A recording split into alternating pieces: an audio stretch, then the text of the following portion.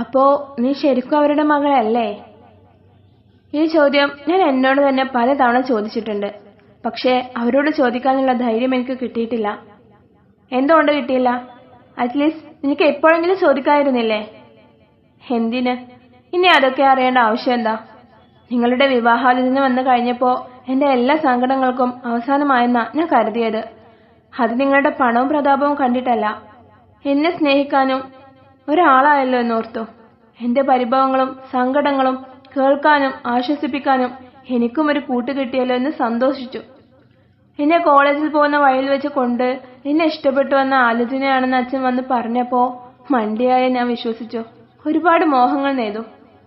ഇത്രയും പണമുള്ള നിങ്ങൾക്ക് എന്നേക്കാൾ സൗന്ദര്യമുള്ള പെൺകുട്ടികളെ എത്ര വേണമെങ്കിലും കിട്ടുമെന്ന് ഞാൻ അപ്പോൾ ഓർത്തില്ല.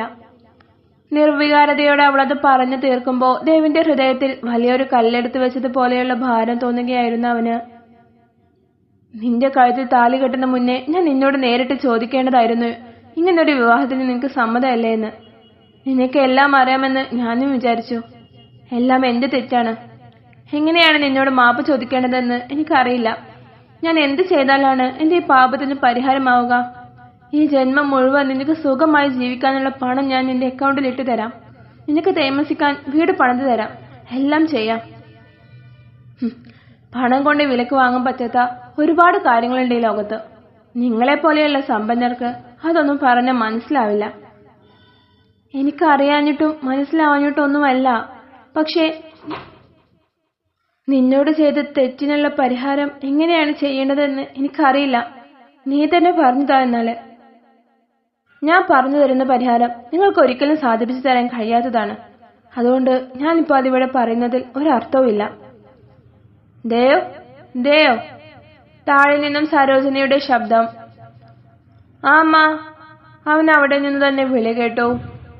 ഭക്ഷണം കഴിക്കാൻ വരുന്നില്ലേ നീ? എത്ര നേരമായി കാത്തിരിക്കുന്നു. നിന്റെ പുന്നാര ഭാര്യക്കുള്ള ഭക്ഷണം ഇവിടെ എടുത്തു വെച്ചിട്ടുണ്ട്. നിന്നെ എടുത്ത് അവൾക്ക് കൊണ്ട് കൊടുക്കേ. പുച്ഛം നിറഞ്ഞ അവരുടെ സംസാരം ശാരുവിൽ അസ്വസ്ഥതയുണ്ടാക്കി.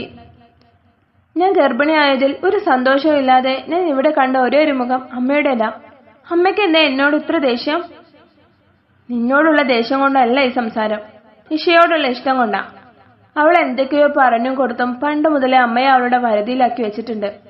അവളെന്ന് വെച്ചാ അമ്മയ്ക്ക് ജീവനാ. അവളുമായുള്ള എന്റെ വിവാഹം മുടങ്ങിയതിൽ ഇവിടെ ആകെ സങ്കടം ഉണ്ടായിരുന്നതും അമ്മയ്ക്ക് മാത്രമാണ്. പിന്നെ അമ്മയ്ക്ക് ഈ പണത്തിനോടും ആഡംബരത്തിനോടുമെല്ലാം കുറച്ച് ഭ്രമം കൂടുതലാ. നിനക്കതൊന്നും ഇല്ലാത്തതിന്റെ ഒരു ഇഷ്ടക്കുറവും ഉണ്ടാവും. ഞാൻ എന്തായാലും നിങ്ങളുടെ കൂടെ താഴേക്ക് വരാം. എനിക്കിതൊന്നും കേട്ട് നിൽക്കാൻ കഴിയില്ല. നീ ഒന്ന് ചുമ്മാതിരുന്നേ. അമ്മ എന്തെങ്കിലും പറയുന്നുണ്ടെന്ന് കരുതി അതൊന്നും കാര്യമാക്കാൻ നിൽക്കണ്ട. എനിക്കിപ്പോ നിന്റെ കാര്യത്തിലൊരു റിസ്ക് എടുക്കാൻ വയ്യ. ഓ, അത് എന്നോടുള്ള കരുതൽ കൊണ്ടൊന്നും അല്ലല്ലോ. എന്റെ വയറ്റിൽ കിടക്കുന്ന നിങ്ങളുടെ കുഞ്ഞിനെ സുരക്ഷിതമായി കിട്ടാനല്ലേ. നന്ദു പറഞ്ഞു തന്നെയാ ശരി. അവൾ ആ പറഞ്ഞത് ദേവിന് ഇഷ്ടായില്ല. ഓഹോ, അങ്ങനെയാണെങ്കിലേ നിന്റെ നന്ദു എന്നോട് ഒരു കാര്യം കൂടെ പറഞ്ഞിരുന്നു. നിന്റെ ഗർഭം നശിപ്പിക്കാൻ എന്നോട് പറയാൻ. എനിക്കൊരു കുഴപ്പമില്ല. എനിക്കതിന് സമ്മതമാണ്. ഈ കുഞ്ഞിനെ വേണ്ടെന്ന് വെച്ചേക്ക്. നിന്റെ ഭാവി ജീവിതത്തിന് വിലങ്ങുതടിയായി എനിക്കിപ്പോ ഈ കുഞ്ഞിനെ നീ പ്രസവിച്ചു നൽകണമെന്ന് യാതൊരു നിർബന്ധമില്ല. അരുത്, അങ്ങനെയൊന്നും പറയരുത് പ്ലീസ്. അവൾ അത് പറഞ്ഞു തരാനാണോ എന്റെ അടുത്ത് നിന്ന് സംസാരിക്കാതെ നിങ്ങളെ മാറ്റി നിർത്തിയത്? ഹേയ്, അവളെ ഒരിക്കലും ഞാൻ കുറ്റം പറയില്ല. അവൾ നിന്റെ നല്ലൊരു കൂട്ടുകാരിയാണ്. നിനക്ക് നന്മ മാത്രം വരണമെന്ന് ആഗ്രഹിക്കുന്ന നല്ലൊരു സുഹൃത്ത്. എന്താ നന്ദന കണ്ണൊക്കെ നിറഞ്ഞിരിക്കുന്നേ? നന്ദു അവിടേക്ക് തരുൺ സാറിന്റെ കൂടെയായിരുന്നു വന്നിട്ടുണ്ടായിരുന്നത്. അത് പിന്നെ എന്താ കാര്യം പറയാ? സാർ, അവൾ പ്രഗ്നന്റാ. വാട്ട്? അതെ സാർ. എങ്ങനെയെങ്കിലും അവളെ പറഞ്ഞ് മനസ്സിലാക്കി നിങ്ങളെ ഓർമ്മിപ്പിക്കാൻ ശ്രമിച്ചുകൊണ്ടിരിക്കുന്ന ഞാൻ ഇത് കേട്ടതോടെ ആകെ തകർന്നു പോയി. മതി നന്ദന, മടുത്തു എനിക്ക്. അവളെ നീ എനിക്ക് സ്വന്തമാക്കി തരുമെന്ന് പ്രതീക്ഷ നൽകിക്കൊണ്ടിരുന്നിട്ടാ ഞാൻ ഈ നാട് വിട്ടുപോവാതെ ഇവിടെ തന്നെ നിന്നിരുന്നത്. ഇനി വയ്യ. അവളുടെ ഓർമ്മകളുള്ള ആ കോളേജും അവിടുത്തെ ജോലിയും ഒന്നും എനിക്കിനി വേണ്ട. എല്ലാം അവസാനിപ്പിച്ച് ഞാൻ പോവുകയാണ് എന്റെ നാട്ടിലേക്ക്. പെട്ടെന്ന് അങ്ങനെ ഒരു തീരുമാനം എടുക്കില്ലേ സാർ? പിന്നെ ഇനിയും ഞാൻ എന്ത് കാത്തിരിക്കാനാണ്? അതെന്താ സാർ, അവള് ഗർഭിണിയാണെന്ന് അറിഞ്ഞപ്പോഴേക്കും സാറിന് അവളോടുള്ള ദിവ്യ പ്രണയം മുഴുവൻ ചോർന്നു പോയോ? ഒരിക്കലുമില്ല. അവൾ എന്റെ ഹൃദയത്തിൽ അലിഞ്ഞു പോയതാ. അതങ്ങനെയൊന്നും പോവില്ല. പക്ഷേ വേറൊരു പുരുഷന്റെ കുഞ്ഞിന് ജന്മം നൽകാൻ പോകുന്ന അവൾ ഇനി ഒരിക്കലും എന്നെ സ്നേഹിക്കില്ല എന്ന കാര്യം ഉറപ്പല്ലേ? അങ്ങനെയല്ല സാർ. അവളുടെ ജീവിതത്തിന് ഇനി വെറും 9 മാസത്തെ കാലാവധിയേ ഉള്ളൂ. അത് കഴിഞ്ഞാൽ അയാൾ അവളെ വെറും ഒരു കരിവേപ്പിലെ പോലെ വലിച്ചെറിയും. എന്റെ ചാരു അപ്പൊ ഒറ്റപ്പെട്ട് തകർന്നു പോവും. ആ സമയം അവളെ ജീവിതത്തിലേക്ക് തിരിച്ചു കൊണ്ടുവരാൻ എനിക്ക് സാറിന്റെ സഹായം ഉണ്ടായേ തീരും. പ്ലീസ് സാർ, ഇവിടെ വിട്ടു പോവരുത്. നിങ്ങൾ തന്നെയല്ലേ പറഞ്ഞത് അവളല്ലാതെ മറ്റൊരു പെണ്ണ് നിങ്ങളുടെ ജീവിതത്തിൽ ഉണ്ടാവില്ല എന്ന്? അതൊക്കെ ശരി തന്നെയാണ്. അതിലൊന്നും ഇപ്പോഴും ഒരു മാറ്റവുമില്ല. പക്ഷേ ഇവിടെ ഇങ്ങനെ അവളുടെ സാന്നിധ്യത്തിൽ, അവളുടെ അവഗണനയിൽ എനിക്ക് നിൽക്കാൻ കഴിയില്ല എന്നാണ് ഞാൻ പറഞ്ഞത്. ഇത്രയും നാൾ നിങ്ങൾ കാത്തിരുന്നില്ലേ ഈ ഒരു 9 മാസം കൂടെ? എന്റെ ഉള്ളിൽ ഇനിയും പ്രതീക്ഷകൾ നൽകി അവളെ എനിക്ക് ലഭിച്ചല്ലെങ്കിൽ പിന്നെ തരുൺ ഈ ഭൂമിയിൽ ഉണ്ടാവില്ല. അയാളുടെ ഉറച്ച ശബ്ദം നന്ദുവിൽ തെല്ലൊന്ന് ഭയമുണ്ടാക്കി. ദിവസങ്ങൾ അങ്ങനെ കടന്നു പോയിക്കൊണ്ടേയിരുന്നു. ചാരുവിന് ചെറിയ രീതിയിൽ വയറൊക്കെ വന്നു തുടങ്ങി. എപ്പോഴും കണ്ണാടിക്ക് മുന്നിൽ നിന്നും വയറിൽ തൊട്ട് തലോടി ഇതുവരെ നേരിൽ കാണാത്ത തന്റെ കുഞ്ഞിനെ കൊഞ്ചിക്കുകയായിരുന്നു പിന്നീടുള്ള അവളുടെ പതിവ്. അതിനോട് കിന്നാരവും സങ്കടങ്ങളും പറഞ്ഞ് അവൾ നേരം കളഞ്ഞു. ആദ്യം 3 മാസം ഭയങ്കര ഛർദിയും അസ്വസ്ഥതകളുമായത് കാരണം അവൾക്ക് കോളേജിൽ പോകാൻ കഴിഞ്ഞിട്ടുണ്ടായിരുന്നില്ല. വയറ് നോക്കിയുള്ള ആസ്വാദനം കഴിഞ്ഞില്ലേ ഇതുവരെ? നേരമേറെ വൈകിട്ടും കിടക്കാൻ വരാതെ കണ്ണാടിയിൽ നോക്കി വയറിൽ തടവിക്കൊണ്ടിരിക്കുന്ന ചാരുവിനെ നോക്കി ദേവി ചോദിച്ചു. അവളൊന്ന് പുഞ്ചിരിച്ചുകൊണ്ട് അവിടെ നിന്നും എഴുന്നേറ്റ് കട്ടിലിൽ വന്ന് കിടന്നു.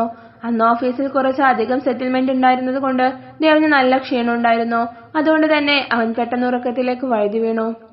പക്ഷേ ചാരു കുറെ തിരിഞ്ഞു മറിഞ്ഞു കിടന്നെങ്കിലും അവൾക്ക് ഉറക്കം വന്നില്ല. അവൾ ഫോൺ എടുത്ത് ഇൻസ്റ്റ ഓപ്പണാക്കി അതിലെ റീൽസ് സ്ക്രോൾ ചെയ്തുകൊണ്ടിരുന്നു. അപ്പോഴാണ് അതിൽ ഫുഡിന്റെ ഓരോ വീഡിയോസ് വരാൻ തുടങ്ങിയത്. നല്ല ആവി പറക്കുന്ന മൊരിഞ്ഞ മസാല ദോശ പതിയെ തുറന്ന് അതിന്റെ ഉള്ളിലെ ഉരുളക്കിഴങ്ങ് മസാലയും ചട്നിയും സാമ്പാറും എല്ലാം കൂട്ടി ഒരു പെൺകുട്ടി കഴിക്കുന്നത് കണ്ടതും ചാരുവിന് അത് കഴിക്കാൻ വല്ലാത്ത കൊതി തോന്നി. അവളുടെ ഉള്ളിലെ കുഞ്ഞ് അതിന് വാശി പിടിക്കുന്ന പോലെ തോന്നി അവൾക്ക്. ചാരു ഫോണിലെ സ്ക്രീൻ താഴേക്ക് വലിച്ച് സമയം നോക്കി. 2 മണി കഴിഞ്ഞിട്ടുണ്ടായിരുന്നു. അയ്യോ കുഞ്ഞാ, സമയം രാത്രി ഏറെ വൈകിയല്ലോ. നമുക്ക് നേരെ വെളുത്തിട്ട് അച്ഛനോട് മസാല ദോശ വാങ്ങിത്തരാൻ പറയാം കേട്ടോ. അവൾ വയറിൽ തടവി പറഞ്ഞുകൊണ്ട് ഫോൺ ഓഫാക്കി കിടന്നു. പക്ഷേ ഉറക്കം കിട്ടുന്നില്ല. അവളുടെ നാവിൽ നിറയെ നല്ല മസാല ദോശയുടെ രുചിയായിരുന്നു. എത്ര തന്നെ ശ്രമിച്ചിട്ടും അപ്പോഴത്തെ ആ കൊതി നിയന്ത്രിച്ചു നിർത്താൻ അവൾക്ക് സാധിക്കുന്നില്ല. ഗർഭിണിയായിരിക്കുമ്പോ മസാല ദോശക്ക് കൊതി തോന്നുന്നൊക്കെ സിനിമയിൽ കാണിക്കുന്നത് വെറുതെ അല്ല അല്ലേ? ചാരു പിറുപിറുത്ത് അവൾ നിസ്സഹായതയോടെ ദേവിനെ നോക്കി. അവൻ നല്ല ഉറക്കത്തിലാണ്. അതെ. അവൾ അവനെ തട്ടി വിളിച്ചു നോക്കി. പക്ഷെ ഒരനക്കവുമില്ല. അതെ, ഒന്ന് എഴുന്നേറ്റേ. കുറച്ച് ശക്തിയിൽ അവൾ അവന്റെ ദേഹത്ത് തട്ടിയതും ദേവൻ ഞെട്ടി എഴുന്നേറ്റു. എന്താ, എന്തു പറ്റി? അവൻ പരിഭ്രമത്തോടെ എഴുന്നേറ്റിരുന്ന് അവളെ നോക്കി.